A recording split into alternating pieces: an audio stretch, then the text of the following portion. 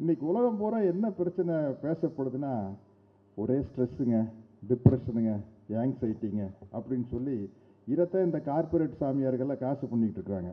அவங்களுக்கெல்லாம் ஒன்று கேட்டுக்கிறேன், நீங்கள் எந்த கார்ப்பரேட் சாமியார்கிட்டையும் போக வேண்டாம். வாழ்வியல் சிந்தனை படித்தீங்கன்னா சரியாக போய் உங்களுக்கு இருக்கிற டிப்ரெஷன். திராவிட முன்னேற்றக் கழக துணை பொதுச் செயலாளர் தோழர் கனிமொழி கருணாநிதி அவர்கள் இந்த எம்பி எலெக்ஷன் நடந்துட்டு இருக்கையில் இந்தியா பூரா நடக்குது. குறிப்பாக சில தொகுதிகளை பற்றி நம்ம விசாரிப்போம். இப்போ எனக்கு 1000 விளக்கு தொகுதியில் தான் ஓட்டு. டாக்டர் எழிலன் தோழர் கண்டிப்பாக ஜெயிச்சிருவாருன்னு தெரியும். பட் எனக்கு கியூரியாசிட்டியெல்லாம் வந்து கோயம்புத்தூர் என்னாச்சு, கோயம்புத்தூர் என்னாச்சுன்னு கேட்டிருப்போம். தூத்துக்குடி பற்றியெல்லாம் விட்டுருவோம், ஏன்னா கண்டிப்பாக ஜெயிச்சிருவான்னு நமக்கு தெரியும். அந்த மாதிரி கோயம்புத்தூர் என்னாச்சுங்க அப்படின்னு கேட்டிருக்கையில் வடநாட்டில் பூரா என்ன கேட்டுக்கிட்டு இருப்பாங்கன்னா, கியா தூத்துக்குடி கியாகன்னு கேட்டுருவாங்க. ஏன்னா தெரியும் யாரோ ஜெயிச்சு வந்து போட்டுங்க, இந்த அம்மா மட்டும் ஜெயிச்சு வரக்கூடாதுங்க உள்ள. ஏன்னா இவங்க ஒருத்தர் வந்தால் நாடாளுமன்றமே ஆட்டி வச்சிடுறாங்க இல்லைங்க. அவங்க தான் ஃபுல் லீடிங்கில் போயிட்டு இருக்கிறாங்க. எல்லாருக்கும் டெபாசிட் போயிரு போல இருக்குது. क्या बोलता है, झूठ बोलता है नहीं सच बोलता है. சச் போல்தாய்னா உண்மை. கொஞ்சம் ஹிந்தி படத்துல எல்லாம் நடிக்கிற கேட்டு தெரிஞ்சு வச்சிருக்கையா. ஏன்னா அந்த காலத்தில் ராஜேஷ்க்கு நான் நடித்த படம் ஒன்று நாங்கள் ஸ்டூடெண்ட் டேஸில், சச்சா ஜூட்டா அப்படின்ட்டு. அது சச்சானா உண்மை, ஜூட்டானா பொய். அதை வச்சு அந்த 2 வார்த்தையை மட்டும் தெரியும். ஏன்னா அது மக்கள் தலைவர் எம்ஜிஆர் நடித்த நினைத்திரை முடிப்பவனுடைய ஒரிஜினல் வெர்ஷன். எம்ஜிஆர் ரசிகர் இருக்கிறதுனால அதை தெரிஞ்சு வச்சுக்கிறது.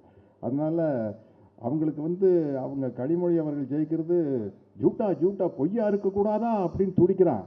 அங்கே இருக்கிற நகி சச்சு போல்தாகன்னு சொல்லி காலி பண்ணிட்டாங்க அவங்க. அப்படிப்பட்ட ஒரு அருமையான நிகழ்ச்சி, ஒரு நம்மளுடைய பெருமைக்குரிய நாடாளுமன்ற உறுப்பினர் அப்படின்னு சொல்லலாம். இரும்பு பெண்மணி நல்லா சொல்லிட்டாங்க, அதுக்கு முழு தகுதியானவர்கள். இது என்னென்னா, இந்த ஓடிடி பிளாட்ஃபார்ம்ங்கிறது வந்து ரொம்ப முக்கியமான விஷயம் இன்றைய காலகட்டத்தில்.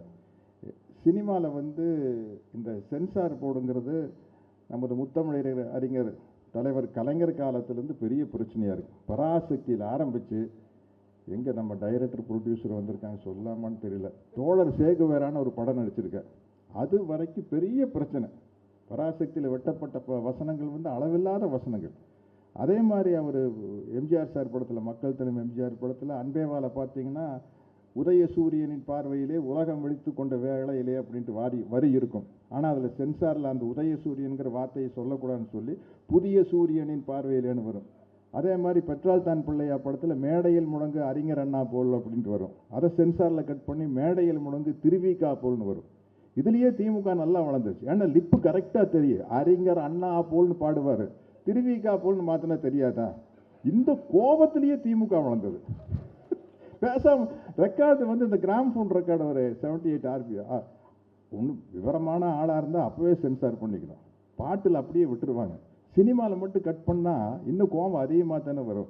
அப்போ உதயசூரியனுக்கு 10 ஓட்டு குத்துறவன் 100 ஓட்டு குத்துவான் டக்கு.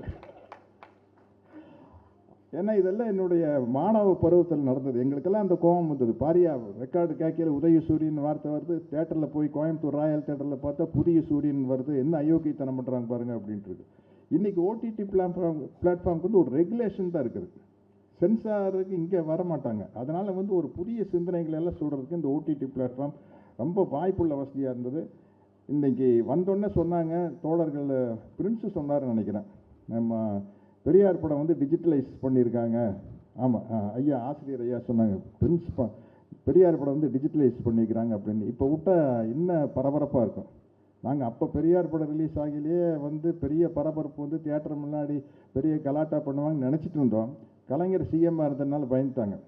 இப்பவும் அந்த பயம் இருக்குது. இன்றைக்கும் வந்து நம்ம தளபதி ஸ்டாலின் அவர்கள் தான் சிஎம்மாக இருக்காங்க. அதனால் இப்போவாவது பெரியார் படத்தை டிஜிட்டல் பண்ணி வெளியிடல. தயவுசெய்து இப்போவாவது தியேட்டருக்கு முன்னாடி ஏதாச்சும் பிரச்சனை பண்ணுங்க. அப்போ தான் நல்லா இருக்குது. நாங்கள் வந்து எதிர்ப்பில் தான் வளருவோம். எங்களுக்கு எதிர்ப்பு இருந்தால் தான் நல்லா இருக்குது. சைலண்ட்டாக விட்டால் எப்படிங்க ஐயா நம்ம எங்களுக்கு மறியல் பண்ணணும், கைது பண்ணணும், அதெல்லாம் நடந்தால் தான் நல்லாயிருக்கும். ரொம்ப பயந்துட்டாங்க. இப்போ அவங்களுக்கு சொல்கிறேன். ஆனால் இவங்களுக்கு தெரியும், ஏன்னா தலைவர் கலைஞரை விட இவர் கொஞ்சம் வேகமான ஆள். இப்போ நம்ம சிஎம். அதனால் இருந்தாலும் பரவாயில்ல, ஏதாச்சும் பிரச்சனை பண்ணுங்க படம் வரையில் அப்படின்னு உங்களை கேட்டுக்கிறேன். இந்த பெரியார் அவர்களை விஞ்ஞானமயப்படுத்திட்டு போகிறது வந்து இன்றைக்கி ரொம்ப அவசியமான விஷயமா இருக்குது. ஏன்னா இன்றைய இளைஞர்கள்கிட்ட நல்லா போய் சேரணும். பட் இளைஞர்கள் வந்து இப்போ நிறையா பேர் வந்துட்டாங்க. இன்றைக்கி யூடியூப் பிளாட்ஃபார்ம்ல எல்லாம் வந்து தோழர் மரிமாறன் மாதிரி ஆட்கள் எல்லாம் பல வருஷமாக புண்ணி எடுக்கிறாங்க. தோழர் அருள்மொழி அவர்கள் அதெல்லாம் கேட்டுக்கிறோம். இப்போ ரொம்ப இளம் பெண்கள் மதிமதனி நம்ம இங்கே திடலில் இருக்கிறவங்க தான். எனவேன்னு ஒரு சின்ன பொண்ணு போட்டு வறுத்து எடுக்குது எல்லாத்தையும். எப்பா அவங்க பேர் என்னன்னு தெரியல எனக்கு. நர்மதா, அதேங்கப்பா அருமையாக பேசுகிறாங்க. அது மாதிரி நிறையா பேர் வந்துட்டாங்க. இன்னைக்கு நம்ம இயக்குனர் ஞானராஜ் சார்கிட்ட வந்து அவருக்கு மறுபடியும் ஒரு முறை நான் என்னுடைய நன்றியை தெரிவிச்சுக்கிறேன். பெரியாரா நடிக்கிறதுக்கு வாய்ப்பை கொடுத்ததுக்கு. என்ன அவ்வளோ சிறப்பாக பண்ணியிருந்தார். அவர் ஒரு ஐஏஎஸ் ஆஃபீஸர். அதனால தான் வந்து அதை டீட்டெயிலாக படித்து அதை எப்படி ப்ரெசென்ட் பண்ணுமோ அப்படி அழகாக ப்ரெசென்ட் பண்ணாங்க. இன்றைக்கி இந்த ஓடிடி பிளாட்ஃபார்ம்ங்கிறது ரொம்ப முக்கியமான விஷயம். இந்த ஒரு நிகழ்ச்சியில் எந்த முக்கியமான நிகழ்ச்சியாக இருந்தாலும் பெரியார் திடல் என்ற தந்தை பெரியாரின் பகுத்தறிவு கல்லூரியில் ஒரு மாணவனாக இருக்கும் என்னை தவறாமல் அழைப்பதற்கு என்னுடைய நன்றியை கூறி விடைபெறுகிறேன். வணக்கம்.